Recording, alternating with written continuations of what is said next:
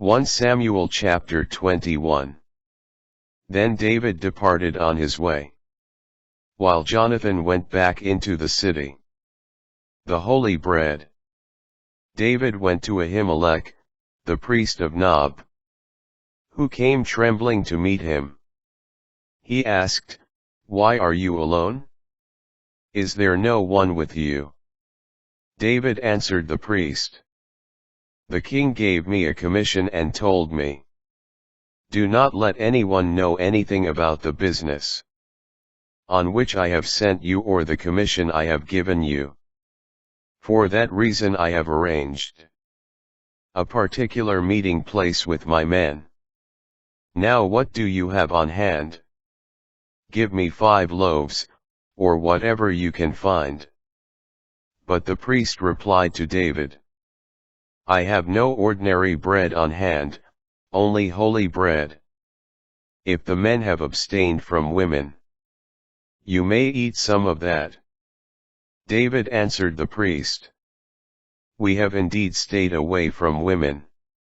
In the past, whenever I went out on a campaign, all the young men were consecrated. Even for an ordinary campaign, all the more so are they consecrated with their weapons today." So the priest gave him holy bread, for no other bread was on hand, except the showbread which had been removed from before the Lord and replaced by fresh bread when it was taken away. One of Saul's servants was there that day, detained before the Lord. His name was Doeg the Edomite, the chief of Saul's shepherds. The sword of Goliath. David then asked Ahimelech, "Do you have a spear or a sword on hand?" "I brought along neither my sword nor my weapons, because the king's business was urgent." The priest replied, "The sword of Goliath the Philistine, whom you killed in the valley of Elah, is here wrapped in a garment behind an ephod. If you wish to take it, do so.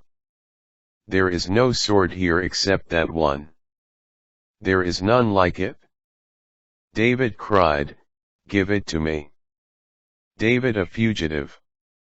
That same day David fled from Saul, going to Achish, king of Gath. But the servants of Achish said to him, "Is this not David, the king of the land?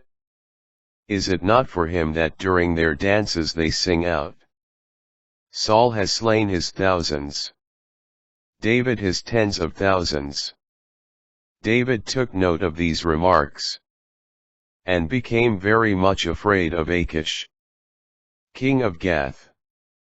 So, he feigned insanity in front of them, and acted like a madman in their custody, drumming on the doors of the gate, and drooling onto his beard. Finally Achish said to his servants, "You see the man is mad. Why did you bring him to me? Do I not have enough madmen, that you bring this one to rant in my presence? Should this fellow come into my house,